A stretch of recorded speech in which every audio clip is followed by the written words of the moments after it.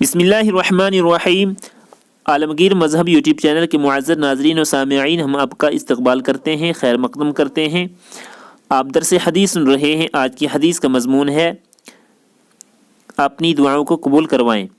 حدثنا عبد الله بن بريدة عن أبيه أن رسول الله صلى الله عليه وسلم سمع رجلا يقول اللهم إني أسألك أني أشهد أنك أنت الله لا إله إلا أنت الأحد الصمد الذي لم يلد ولم يولد ولم يكن له كفوا أحد فقال لقد سألت الله بالاسم الذي إذا سئل به أعطى وإذا دعي به أجاب۔ رسول اللہ صلی اللہ علیہ وسلم نے ایک آدمی کو اس طرح دعا کرتے ہوئے سنا۔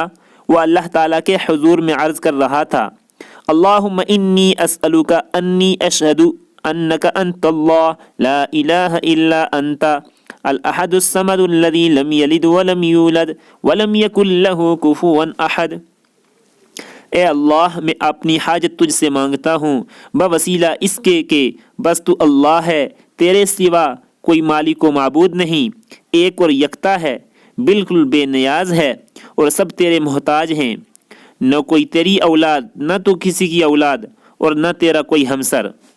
رسول اللہ صلی اللہ علیہ وسلم نے جب اس بندے کو یہ دعا کرتے سنا تو فرمایا، اس بندے نے اللہ سے اس کے اسم اعظم کے وسیلے سے دعا کی ہے، جب اس کے وسیلے سے مانگا جائے تو وہ دیتا ہے، اور جب اس کے وسیلے سے دعا کی جائے تو وہ قبول کرتا ہے۔